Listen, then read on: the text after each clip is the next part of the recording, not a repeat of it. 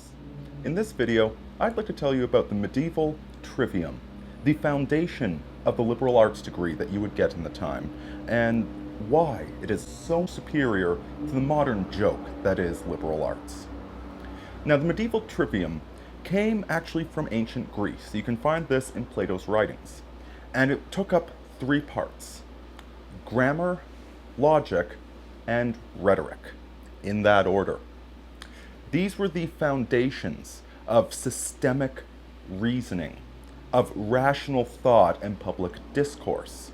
And without these things, you really cannot reason in a proper manner. Now, it certainly sounds strange to us today. Grammar, logic, and rhetoric? Logic sounds like an education, but rhetoric's just what they have on commercials. And grammar, well, does it really matter if you use the correct grammar in your writing? Except there was a method to all of this. There was a reason for it. There's a reason that this tradition lasted for thousands of years, and it was only recently that we threw it all out with our modern educational theories. And it is this. You start with grammar. Grammar is about the basic building blocks of language. It's not the didactic form of grammar that we have nowadays, where you have to memorize how everything goes, and you get it right or you get it wrong, and why is this the way we do things? We don't know, it just is. Answer correctly on the test. That's not what grammar used to be.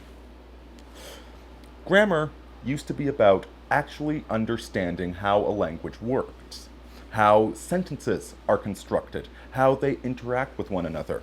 And furthermore, studying grammar, Latin grammar specifically, taught you history, because you studied grammar by reading ancient texts, historical works, medical works, so on and so forth. You learn about the real world as you're teaching yourself grammar. None of this lazy fox jumping over the log nonsense. You're actually reading worthwhile material as you teach yourself the grammar. And by understanding the grammar, understanding Latin grammar in particular, English is a mutt tongue, and we don't understand half the rules because there's no obvious consequence for any of the rules. Who, whom? What's that? What's an accusative case? In Latin, all of this makes sense. Latin is a fundamentally rational language where all the constructions are very well worked out and make a lot of sense. And so by disciplining your mind to use words in these correct manners, you discipline the basis of your thought. Now, once you've studied grammar, you move up to logic. Logic, and I'm sure some of you have studied the philosophy of logic, it's the basis of electrical engineering. All electric circuits work on Boolean logic. Logic is taking these sentences that are grammatically correct and manipulating them, having them interact with one another to create a new synthesis, to create something new that you did not have before when you just had the grammar. The grammar is the facts, and now you're using logic to take the facts and build something new, to build a machine out of it. And finally, rhetoric. Rhetoric is the art of persuasion, but just like logic is built off of grammar, rhetoric is built off of logic. To have a rhetorically sound argument that convinces people, you need to have done your homework. You need to have studied the material. You need to have worked the logic of it all out, how all these things interact. And then rhetoric is the art of presenting it to other people, communicating to other people, and taking this synthesis, this new idea that you've developed with logic, and bringing it into the world. Of course, there are some higher arts as well, but the trivium, these three basic things were what was required for a liberal arts degree, and without them, you just could not reason properly. Now, let's contrast that to the modern education system. These days, we start out by teaching kids rhetoric. All of the K through 12 education is focused upon rhetoric, convincing arguments that you memorize and then you toss them up on the test. And if you remember what the argument is, you get a point. If you get it wrong, you get dinged and you have to go read the book and memorize it again. So we are chock full of these rhetorical arguments, some of which are wonderfully true and accurate arguments, others which are more than a little bit of nonsense.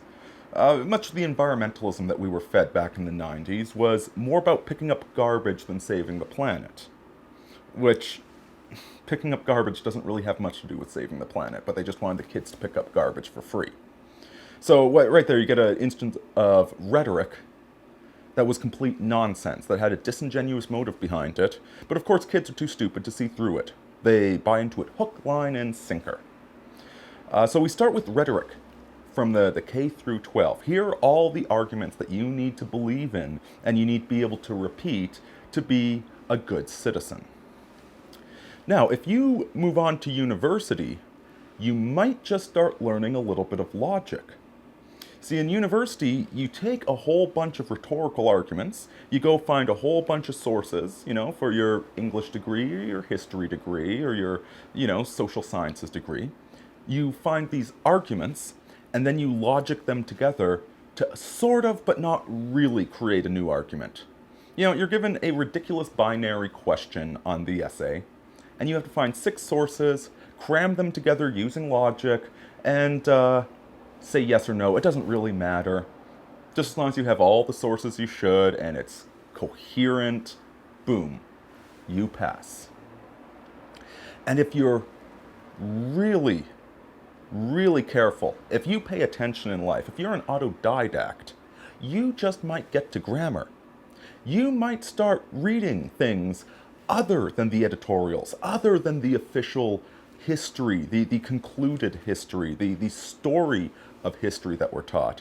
You might actually go above and beyond and start looking up facts. You might start looking up the basic construction of reality. You look at the French Revolution. So I hear it was the greatest thing that ever happened, liberté, fraternité, égalité, so on and so forth. You might actually go look at the facts and count how many people died, and look at the mechanisms, and look at how the monarchy was before that. And you might come to a very different conclusion. This current education system sets us up to be the most opinionated and ignorant people on the planet, because we start with rhetoric. Rhetoric is the high-level stuff. Until you've done the groundwork, you have no business doing rhetoric. You don't want a salesman running a technology firm. Heck, that was the message of Jurassic Park, that Hammond, great guy, he was a salesman at heart, not a scientist. He did not understand what he was playing with. He did not understand the consequences. And that's what we are. We are a world, a country, a nation, a society of salesmen, of narcissists falling for any advertising jingle out there with not even the remotest idea that there are such things as facts.